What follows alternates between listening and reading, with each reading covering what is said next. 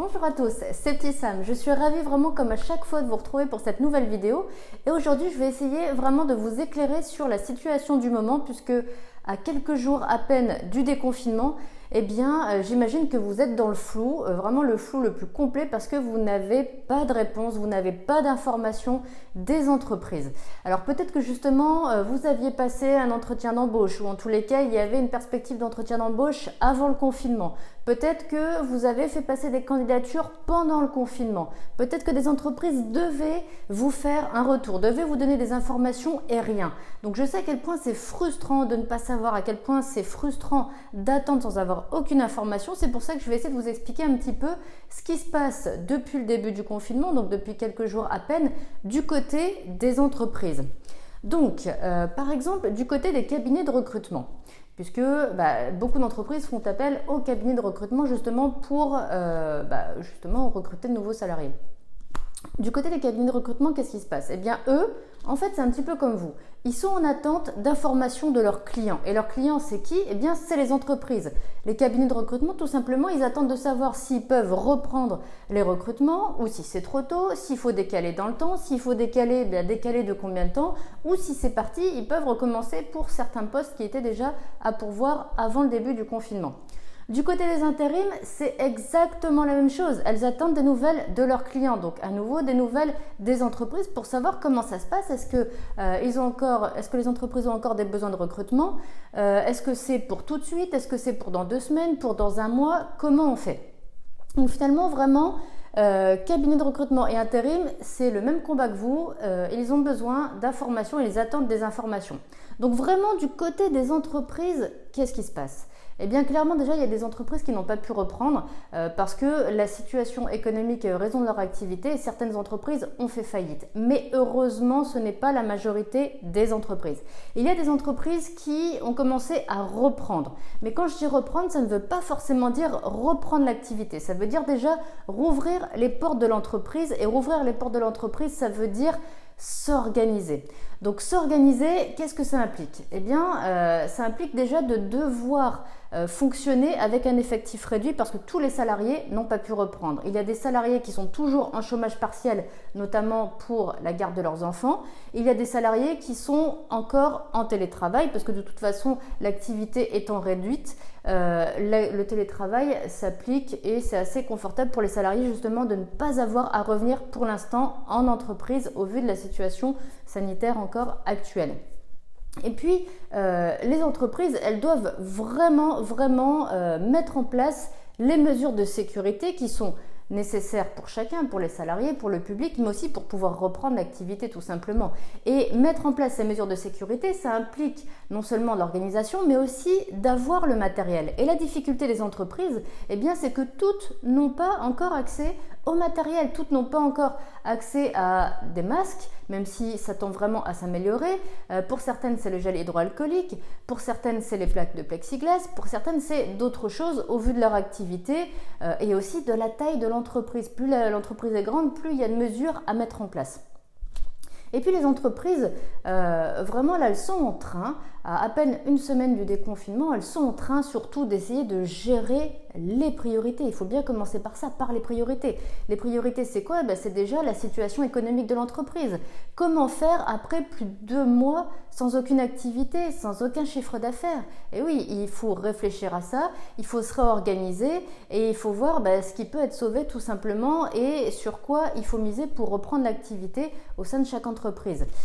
Comme je vous l'ai dit, c'est aussi le matériel. C'est également les changements qui sont induits par cette situation parce que même si les entreprises elles reprennent leur activité, elles ne peuvent pas reprendre leur activité comme c'était en fait avant le confinement. Il n'y a aucune entreprise qui peut reprendre comme avant parce que, je vous ai dit, il y a les mesures de sécurité à mettre en place, il y a le comportement des gens qui change, le comportement des consommateurs notamment, il y a la peur des gens, et il faut vraiment faire face à tout ça. Et puis il y a des entreprises par exemple qui ne peuvent pas recevoir leur public comme avant parce que peut-être qu'elles accueillaient beaucoup de public et elles ne peuvent pas recevoir autant de public qu'avant. Il y a vraiment une limitation qui est encore présente pour respecter les règles de sécurité, notamment sur le plan de la santé, et elles ne peuvent pas fonctionner comme avant. Donc il faut qu'elles réfléchissent à ces changements et encore une fois, comment elles s'organisent dans ces changements. Et puis il y a beaucoup d'entreprises aussi qui sont déjà dans la réflexion de comment on peut faire si jamais il y a une nouvelle crise? Comment on peut faire si jamais il y a un nouveau confinement qui est imposé? Et vraiment, elles doivent déjà répondre à ces questions-là, les entreprises, avant de pouvoir reprendre leurs activités.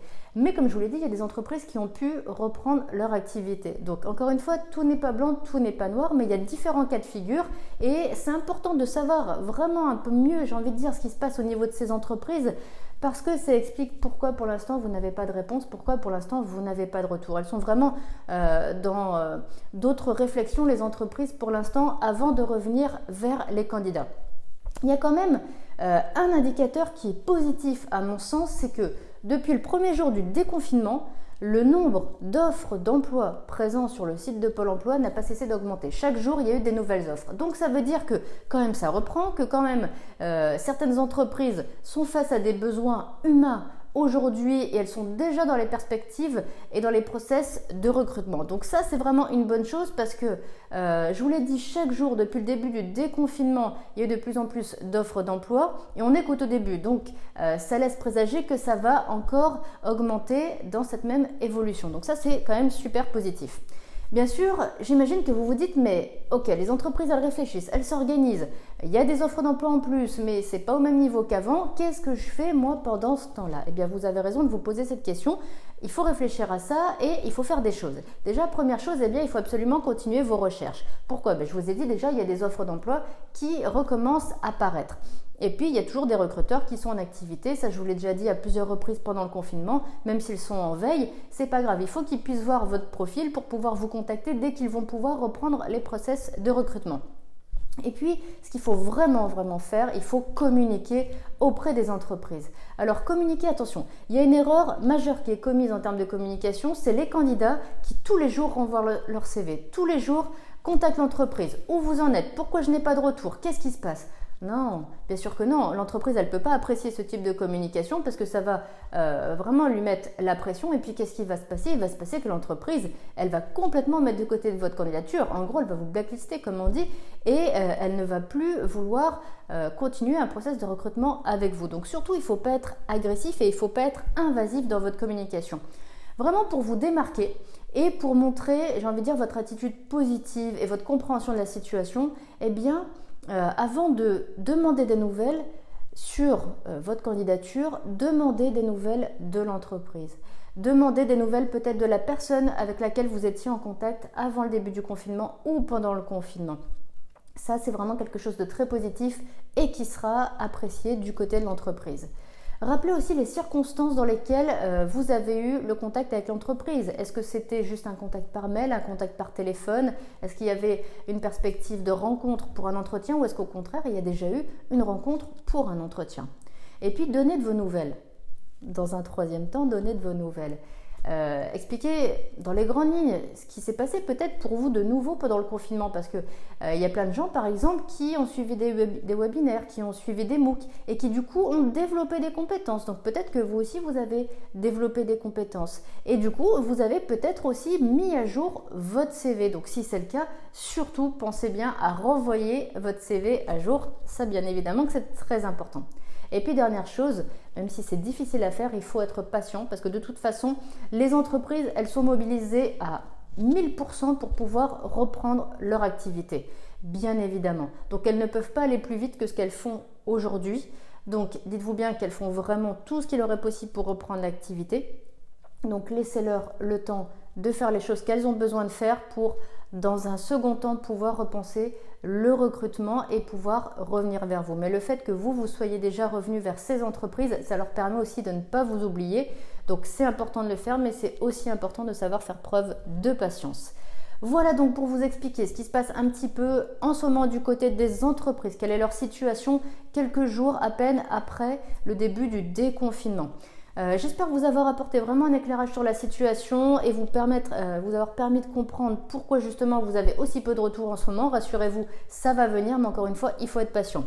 J'ai encore plein d'autres informations et plein d'autres conseils à vous donner, bien évidemment, sur ma chaîne YouTube, mais également sur mon site internet sefairerecruter.fr. Donc n'hésitez pas à aller faire un tour et à regarder notamment les articles que j'ai pu mettre en ligne donc sur le site internet. Et puis si vous voulez d'autres conseils, plus de conseils notamment pour votre recherche d'emploi, moi je vous offre un e-book avec 45 conseils pour éviter des erreurs pendant votre recherche d'emploi. L'e-book c'est très facile pour le recevoir, je vous mets un lien juste en dessous dans la description de la vidéo, vous cliquez sur plus et ça va se dérouler. Vous avez un lien, vous cliquez, vous mettez votre adresse mail et vous recevez l'e-book dans quelques minutes dans votre boîte mail. Voilà, moi je vous dis bon courage pour vos démarches et à très bientôt dans une prochaine vidéo.